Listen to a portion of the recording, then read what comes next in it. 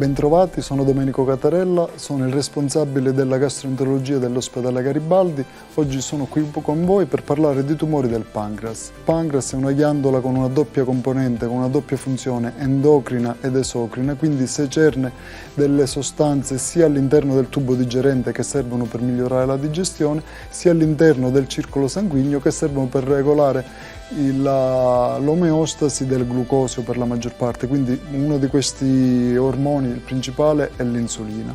I tumori del pancreas quindi possono originare da entrambi i componenti della ghiandola. Tra i sintomi principali abbiamo sostanzialmente la comparsa di inappetenza, perdita di peso ingiustificata, la comparsa di un diabete ingiustificato, la comparsa di ittero, quindi colorazione gialla della cute. Sono tutti questi campanelli di allarme che non vanno sottovalutati e se dovessimo avere il sospetto di uno di questi sintomi è corretto parlare con il proprio gastroenterologo. Tra gli esami strumentali invece quelli più accurati sono la risonanza magnetica e la TAC.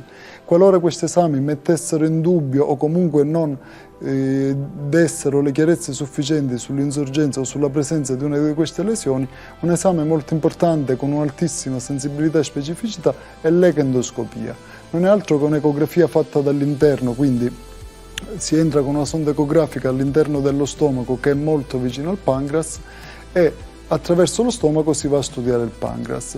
Un'ecografia che ci permette non soltanto di vedere quali sono le strutture del pancreas, ci permette anche di enfatizzarle tramite l'utilizzo di elastografia o di mezzo di contrasto e qualora questo non fosse sufficiente ci permette di fare delle biopsie, proprio quindi prendere dei piccoli pezzettini della lesione a noi sospetta per mandarla a analizzare e avere quindi una diagnosi definitiva.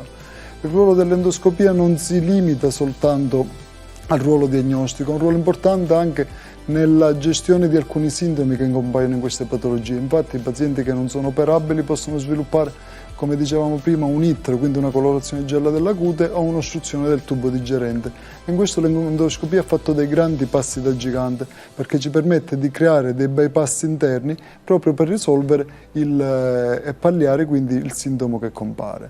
Il tumore del pancreas è una patologia molto subdola che per essere trattata con successo e a oggi devo dire che i risultati degli ultimi anni sono molto promettenti, quello che bisogna fare è affidarsi a un'equipe multidisciplinare in cui ognuno sappia qual è il proprio ruolo, quindi l'oncologo, l'endoscopista, il gastroenterologo, proprio perché il lavoro di gruppo è quello che ci dà più possibilità di giocare bene e vincere questa partita.